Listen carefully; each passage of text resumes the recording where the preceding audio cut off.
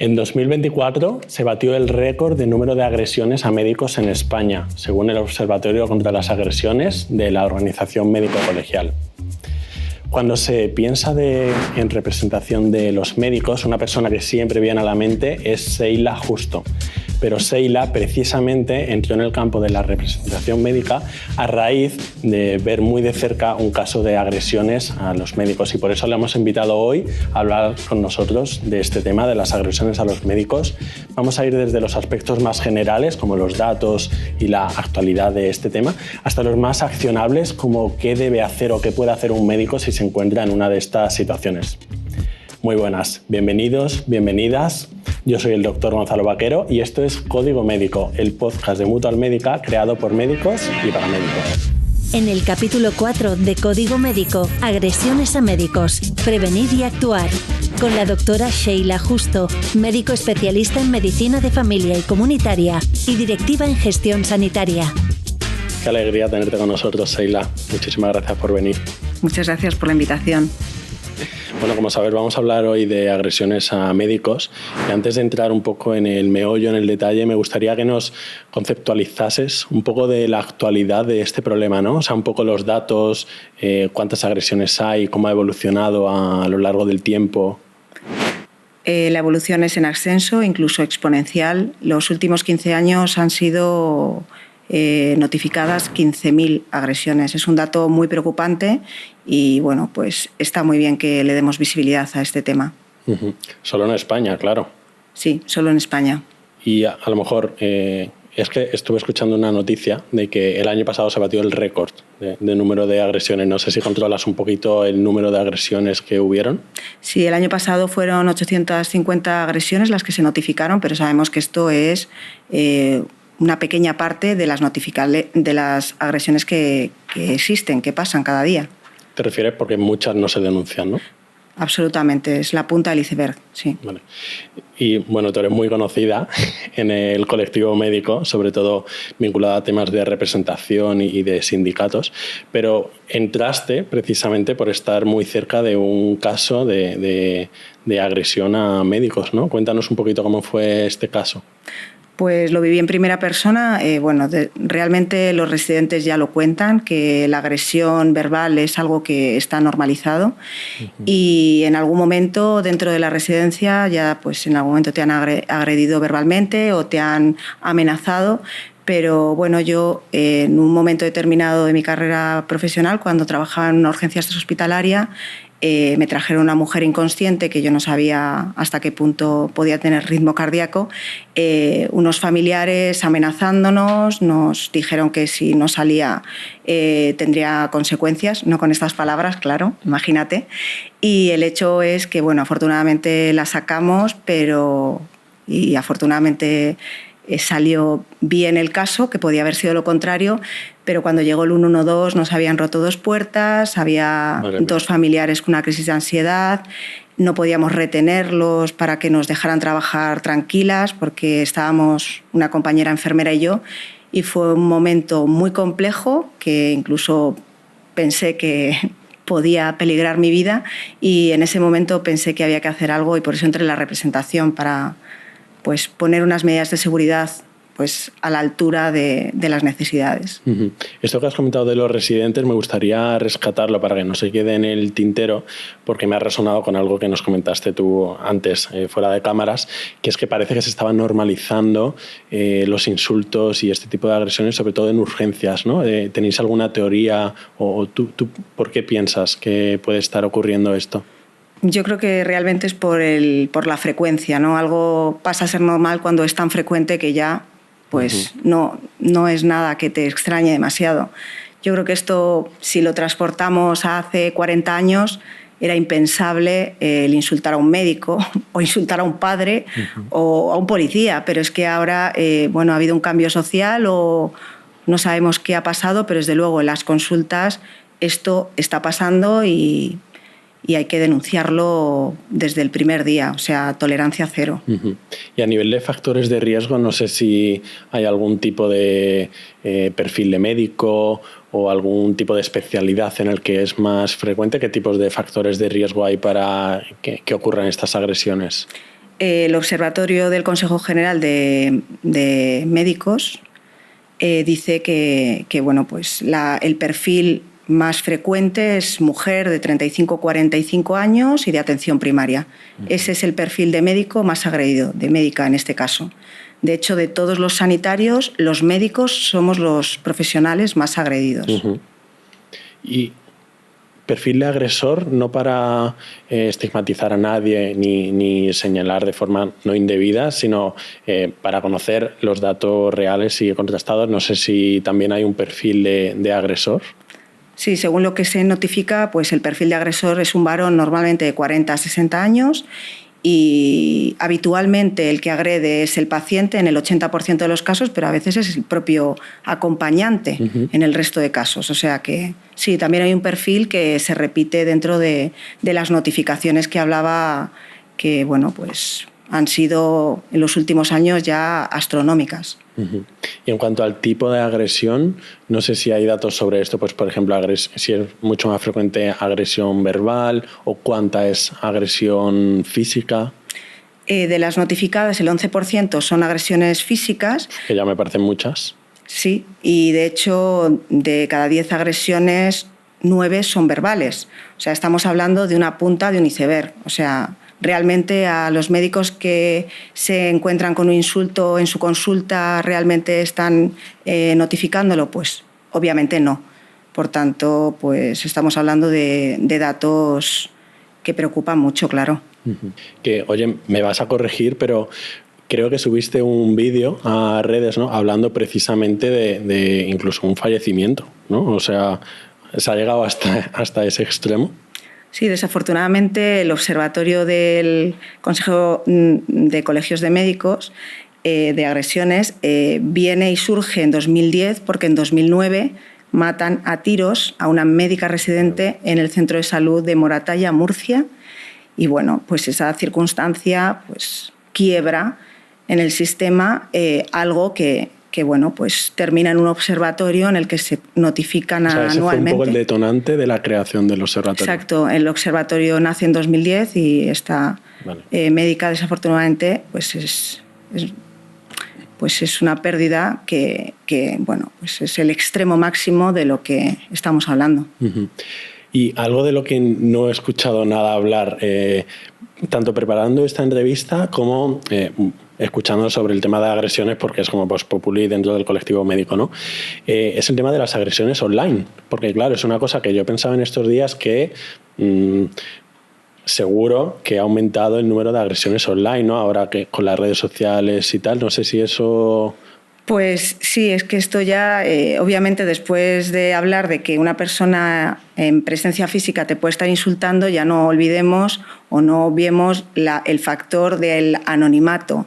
Desde el anonimato, sobre todo cuando eres una persona más pública, o pues claro, eso ya es un factor que asevera todo aún más, sí, claro. Y antes hablabas de la carencia de ciertas medidas de protección, de seguridad, tal, sobre todo en ámbitos rurales. Háblanos de qué medidas pueden existir tanto para prevenir como para actuar cuando hay una agresión. Cuando empezamos a hablar, comenté el caso que yo tuve en primera persona y ahí lo que faltaba era un videoportero, ¿no? El que yo hubiera podido pues anteponerme a esa situación que me venía, que eran pues por lo menos 30 personas, con una persona... Un videoportero es una cámara, ¿no? Sí, una cámara en la que yo pudiera haber visto, al llamar los pacientes, pues en qué contexto me movía, y yo podría haber incluso avisado a la policía. Cuando ya abrí la puerta ya era tarde, ya no tenía más opciones que lo que tenía que hacer, que era pues salvar la vida de la paciente. Por tanto, ahí si hubiera pasado algo nadie se habría enterado, y ese es el motivo por el que yo creo que en este caso los botones antipánico, alguna forma de videoseguridad para poder anteponerte a la situación, situaciones preventivas, la seguridad en los centros, protocolos, es que ninguna medida sobra, porque como ves en cualquier momento se puede dar una situación de este tipo. A lo mejor también incluso cartelería, ¿no? Estaba pensando sobre esto de los botones antipánicos, si podía ser mejor o peor decir que existen.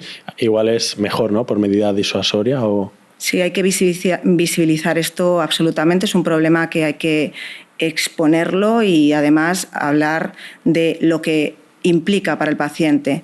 Afortunadamente, gracias a esa labor del Observatorio de Agresiones del Consejo de la Organización Médico Colegial, exacto, ¿no? del Consejo de Médicos, hay ya pues un desarrollo en la normativa a nivel penal. El artículo 550 del Código Penal determina que el médico es autoridad pública y, por tanto, la agresión hacia el médico tiene las consecuencias que hasta la cárcel te llevan. De hecho, en la descripción de los datos de agresiones, la mayoría de las agresiones físicas terminan con penas de cárcel.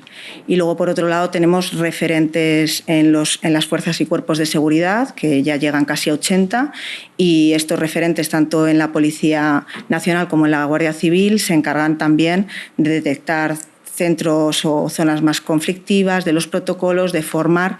De hecho, en el hospital que estoy en este momento, hace escasa una semana vino la Guardia Civil para un poco hacer seguimiento, hablarnos de protocolos, hablarnos de prevención y hablarnos de lo más importante, que es la denuncia, que esto quede notificado adecuadamente y que se denuncie.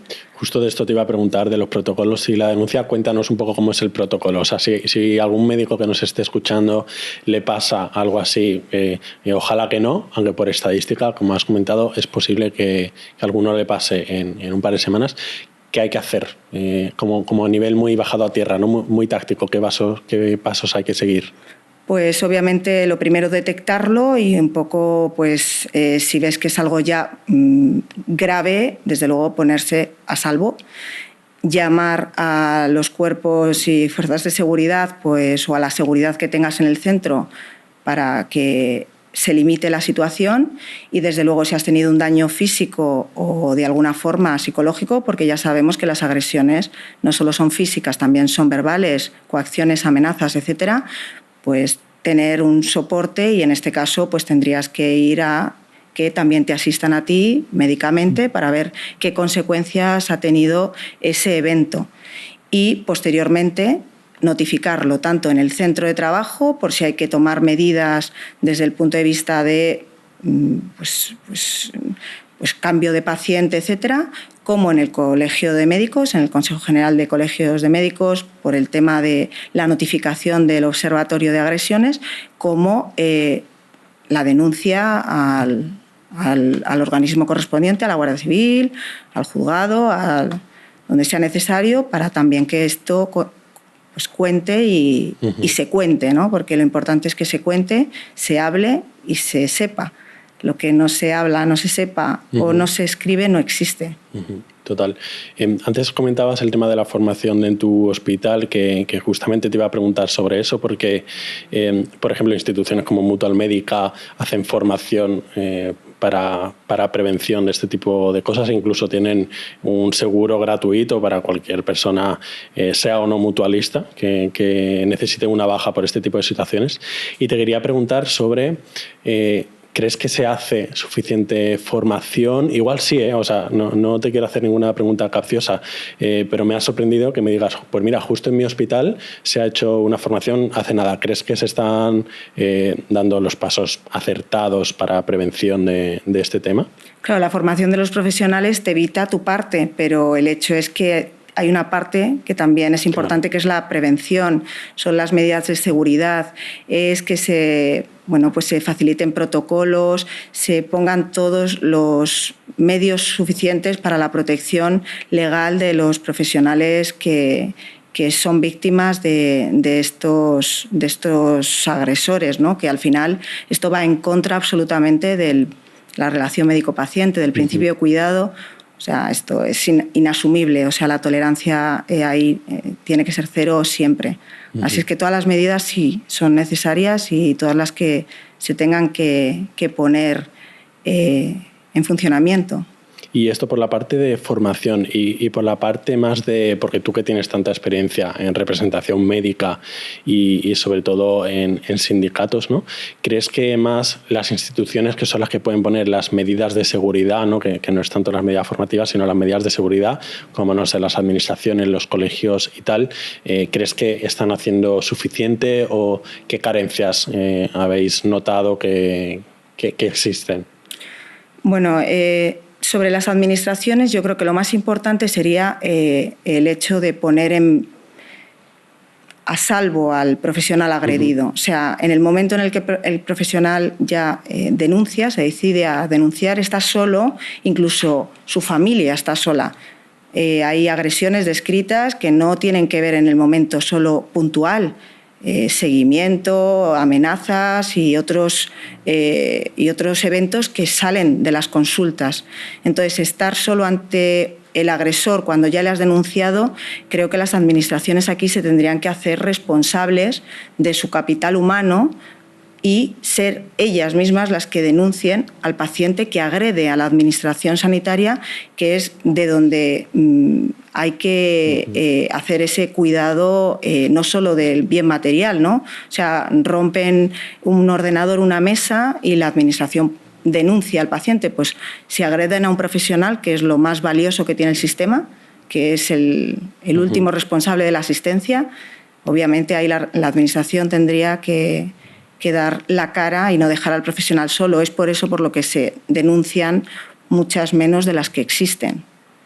Y si algún profesional quisiera tomar como un papel activo ya, ¿no? de iniciativa propia para formarse, para pedir información, no sé si conoces como algún recurso. Estaba pensando, por ejemplo, si se puede escribir algún buzón de la OMC o si hay algunos cursos gratuitos de algún colegio de médicos o algo. No sé si hay algún recurso que alguien pueda acceder o preguntar ya sin necesidad de que organicen una formación desde su hospital o algo así. Pues ahora activo hay un curso hasta 2026 que la inscripción también es con la ayuda de Mutual Médica y hay un curso sobre agresiones ahora en activo. Y bueno, pues en este caso lo tienen tan fácil como poder inscribirse. Luego, por otro lado, sí que es verdad que sí cada cierto tiempo se van dentro de los hospitales, los centros, porque no lo he dicho y es algo importante, el 80% de las agresiones se producen en los centros públicos, en la sanidad pública. ¿Y eso por qué? O sea, ¿crees que es real o a lo mejor se están perdiendo datos? Pues la notificación es que es un dato objetivable. Si el 80% está notificado desde el sistema público, yo aquí me planteo también la agresión que hay contra el profesional desde los sistemas. No quiero hablar de público-privado, pero es desde el propio sistema. Estructural, ¿no? O sea, exactamente. O sea, los tipos de agresiones en los que pues, nos podemos ver, o las motivaciones de la agresión principalmente pueden ser o por una cuestión asistencial, que es porque el paciente no está de acuerdo con la asistencia, una cuestión personal, o que no le has dado la baja, que no está de acuerdo con algún tipo de cuestión de la consulta misma. Sin embargo, hay una parte que son las agresiones que son por causa estructural, que el paciente ha esperado mucho, que el paciente no tiene cita o se siente maltratado, pero en este caso el médico está en medio entre el paciente y el sistema, porque si el paciente ya está agrediendo al médico porque se siente maltratado, imagínate el médico cómo se siente maltratado por el sistema, que realmente a lo mejor tiene 7 pacientes citados en 15 minutos o están en esas condiciones, ¿no?, que ahora que está en todas las televisiones, ¿no?, el Estatuto Marco, ¿no?, que trabajamos 24 horas sin parar haciendo guardias y esas jornadas ya son inasumibles, son peligrosas para el paciente por el riesgo que conllevan, peligrosas para el profesional porque nos lleva a un burnout, que ya el otro día hablabais del burnout, ¿no?, con Carlos en el Morsi. Exactamente, y el burnout, 2 de cada 3 médicos tienen burnout, pues hombre, habría que hacer una intervención con seriedad de lo que está pasando, no a través de solo la agresión, sino a través del profesional que está sufriendo desde todos los puntos de vista, porque la agresión viene por todos lados. Pues mira, me ha parecido súper interesante este dato que has dicho de que el 80% son de la pública.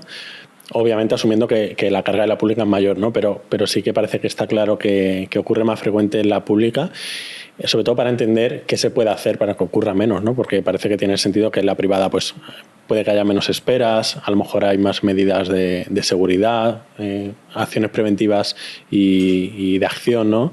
Cuando ocurra esto me parece un dato muy interesante, la verdad. Claro, a ver, la desprotección posiblemente, habrá que ver también si hay centros con mayor o menor conflictividad, el tema de los botones de alerta, los referentes, o sea, hay que seguir trabajando en ello porque hace unos años decíamos que agredían a un médico cada 24 horas, cada día.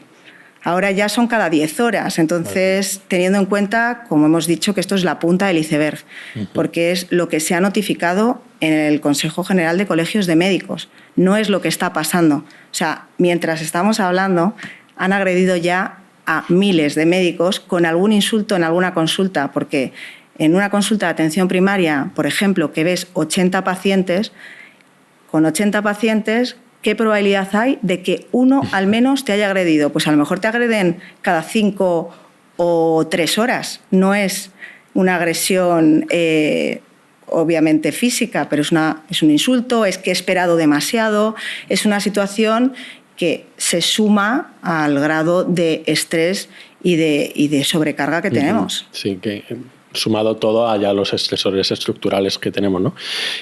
Para cerrar, me gustaría, Sheila, pedirte algún mensaje, alguna idea que creas que sea fundamental que nos quedemos en un minutito.